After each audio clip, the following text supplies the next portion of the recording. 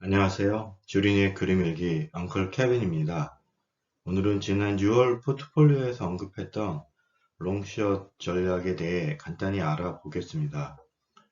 먼저 일반적인 롱숏 전략에 대한 개념과 내용을 간단히 알아보겠습니다. 실행은 어렵지만 개념은 아주 간단합니다. 그리고 빅스에 대해서 다시 간단히 살펴보겠습니다. 제가 빅스에 집착하는 이유는 빅스가 대하락을 어느 정도 선행하여 상승한다는 것과 하락 시에 손실을 해지할 수도 있어서 계속 공부를 하고 있습니다. 그러나 빅스 추정 ETF만 들고 가는 것은 변동성이 너무 크고 그걸 경험을 했고 또한 롤오버 비용에 따른 장기 보유가 대단히 어렵습니다. 그래서 그 부분에 대한 내용도 같이 한번 살펴보도록 하겠습니다. 그리고 지난번에 간단히 이야기했었던 빅스 롱숏 전략에 대해서 간단한 개념과 실제로 적용해 보았습니다. 그래서 그 내용을 간단히 살펴보고 그 과정에서 느낀 점, 그 장단점을 간단히 이야기해 보도록 하겠습니다. 먼저 롱숏 전략에 대해서 간단히 살펴보도록 하겠습니다. 롱숏 전략이란 매수를 의미하는 롱 전략과 매도를 의미하는 숏 전략을 복합적으로 구사를 해서 누리상의 상품 또는 투자 종목 간의 가격 차이를 이용한 투자 수익을 창출하는 투자 전략입니다. 헤지 펀드에서 많이 사용하는 전략이죠. 간단히 말하면 전략에 사용되는 두 대상 간의 상대적인 가격 차이를 이용을 해서 수익을 얻습니다. 그렇기 때문에 투자 대상 전체가 오르거나 내리는 경우에 어떤 경우에도 수익을 얻을 수 있는 그런 투자 방법입니다. 나름 투자 대상의 가격이 박스권을 형성할 때 매우 유용한 투자 전략이라고 할 수 있습니다. 그러나 반대로 상승하는 경우에는 이 상승분을 얻지를 못하고 두 상품 간의 가격 차이만 이용을 해서 수익을 얻기 때문에 실제로 기대 수익률은 그다지 높진 않습니다. 간단히 예를 들어 보도록 하겠습니다. 주식 AB를 통해서 예를 들어 보겠습니다. 롱숏 전략의 핵심은 대상 선정에 있습니다. 보통 주식을 선정을 할 경우에 A가 B보다 더 오를 땐 더 오르고 만약 하락을 하더라도 A가 B보다는 덜 떨어질 거다. 이렇게 가정하는 것입니다. 보통 주식인 경우에 같은 섹터 안에 있는 잘하는 기업을 A, 롱으로 선택을 하고 그 섹터에서 상대적으로 열세인 기업 B를 숏으로 선정합니다.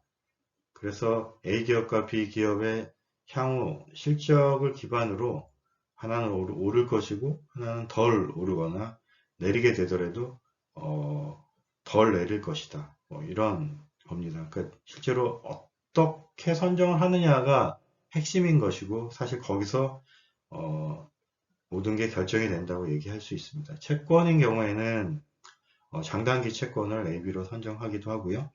주식에서는 보통주와 우선주를 선정하기도 합니다. 그리고 지수 ETF의 경우에는 인버스를 이용을 해서 AB를 선정하기도 하죠. 저희가 임의로 전략적으로 A, B를 선정을 해서 롱숏 전략을 취하면 됩니다. A, B를 각각 A를 100만원 매수, B를 100만원 매도 했다고 하면 먼저 상승하는 경우에 A가 10% 오르고 B가 5% 올랐을 경우에 A에서 수익 10%, B에서 손실 5%, 해서 최종적으로 5만원의 이익을 얻을 수가 있는 것이죠. 예를 들어서 하락하는 경우에 A는 5% 하락하고 B가 10% 하락했다고 하면 A에서 5% 손실, 5만원 손실, B에서 10만원 손실. 그래서 결국 5만원의 이익을 얻을 수가 있는 것이죠. 만약에 오르는 경우에 30%가 오르고 25%가 올랐다라고 하면 그 25%, 35%는 상관없이 요 두 개 간의 차이인 델타 5%만 이득을 얻을 수 있습니다. 그래서 변동은 상대적으로 작지만 기대 수익도 상대적으로 작습니다. 개념적으로는 간단하지만 종목 선정이 매우 중요하고 운용에도 많은 경험이 필요할 것 같습니다. 그래서 헤지 펀드에서 기본적으로 사용하는 전략들 중에 하나라고 합니다. 다음은 빅스에 대해서 간단히 살펴보고 빅스의 롱숏에 대해서 알아보도록 하겠습니다. 제가 빅스를 공부하는 것은 빅스의 특별한 특성 때문입니다. 빅스의 가장 큰 특징은 시장의 심리를 반영한다는 것이고요. 그 다음에 주식시장이 급락할 때 빠르게 상승한다는 것입니다. 그래서 급락을 예측하는 지수로도 사용할 수 있고 또한 폭락에 대한 해치로도 사용을 할 수 있습니다. 저는 주식시장에서 잃는 게 매우 쉽기 때문에 어떤 식으로든 폭락을 예측하거나 해지를 해서 손실을 보전하는 것에 대한 관심이 굉장히 많습니다. S&P 500 지수 옵션의 향후 30일간의 변동성에 대한 시장의 기대, 심리적인 지수고요. 보통 15에서 20 정도를 갖게 됩니다.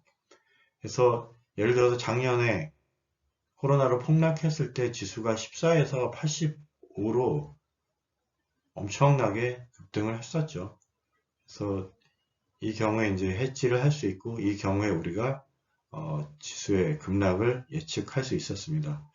빅스는 기본적으로 선물을 기반으로 합니다. 그렇기 때문에 롤오버에 대한 비용이 있는데요. 이 부분은 다른 선물 기반하고 있는 ETN, ETF랑은 조금 다른 내용이 있어서 이 부분에 대한 거는 따로 더 이야기를 해보도록 하겠습니다.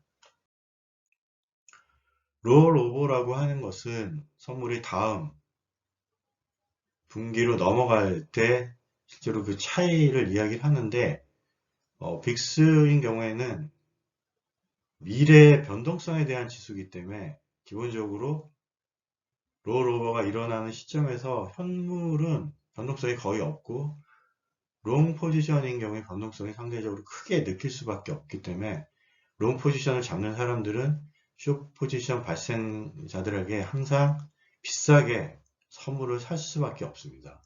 그래서 이 롤오버 비용이 2020년 기준으로 롤오버 할 때마다 2에서 3포인트 높은 채로 롤오버가 됩니다. 지수가 18에서 20 정도 되기 때문에 이는 롤오버 때마다 거의 10%씩 프리미엄을 지불한다는 이야기고요. 이게 빅스인 경우에 그렇고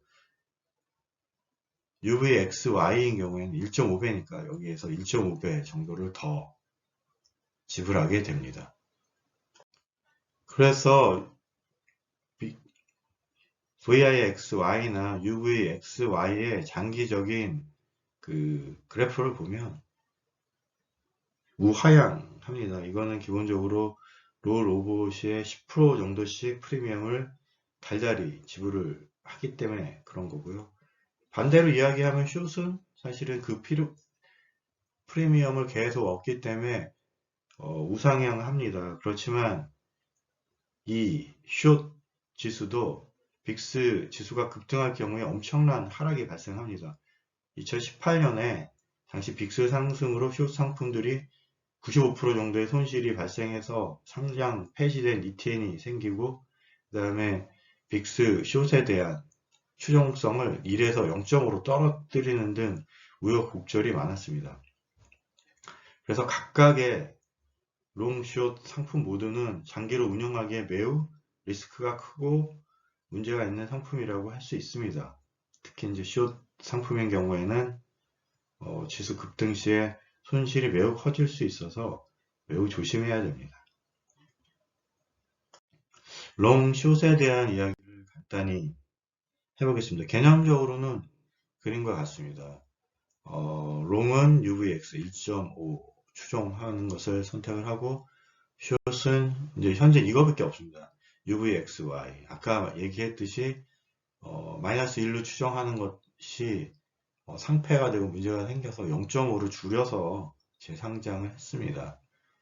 기본적으로 롱숏을 1대1로 가지고 가게 되면 변동성이 거의 없겠죠. 그 대신 얻는 것도 없습니다. 그래서 전략은 믹스가 10% 이상 급등을 하면 이제 더 올라갈 가능성이 없다고 생각하면 여기서 롱을 매도를 하고 믹스 지수의 특성상 빠른 시기에 또 정상화를 찾아가니까 그때 다시 빅스 롱을 매수를 하는 그런 전략을 생각을 하고 있었습니다. 문제는 다 올랐다고 생각을 하고 롱을 매도를 했는데 좀만 남은 상태죠. 여기서 빅스 지수가 더 올라가 버리면 롱으로 인한 해지가 없는 상태로 숏이 그냥 그대로 손실을 맞게 되겠죠. 뭐 보통의 경우는 이제 그랬다가 다시 재차 이제 하락을 하게 되면 그때 이제 롱을 매수를 하면 그 이익분을 우리가 얻을 수가 있겠지만 실제로 이 상황에서 숏이 오를 것인가 말 것인가 뭐 내릴 것이냐 하는 부분에 대한 미묘한 갈등이 있을 수 있습니다. 실제로 그런 일이 생겼습니다. 묘하게 우려하는 상황을 맞게 되었습니다. 현재 제 상황은 매우 즐겁지 못한 상황입니다. 7월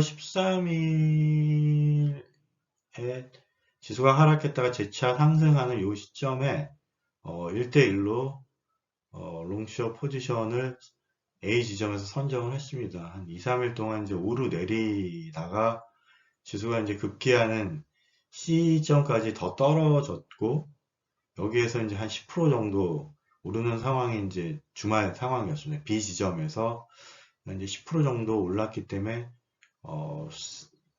롱을 팔았습니다. 그리고 그 상황으로 이제 웨이트를 하고 이제 그때는 마음 편하게 다음 주 월요일 날 지수가 떨어지면 이제 롱을 다시 매입을 해야 되겠다. 근데 이 상황에서 실제로는 해지해 놓은 상태에서 팔았기 때문에 장부상으로는 이익은 없는 거고요. 이제 얘가 지수가 떨어지면서 숏에 의해서 해지했던 부분이 이제 풀리면서 이제 그게 개인으로 발생을 하는 거죠. 실제로는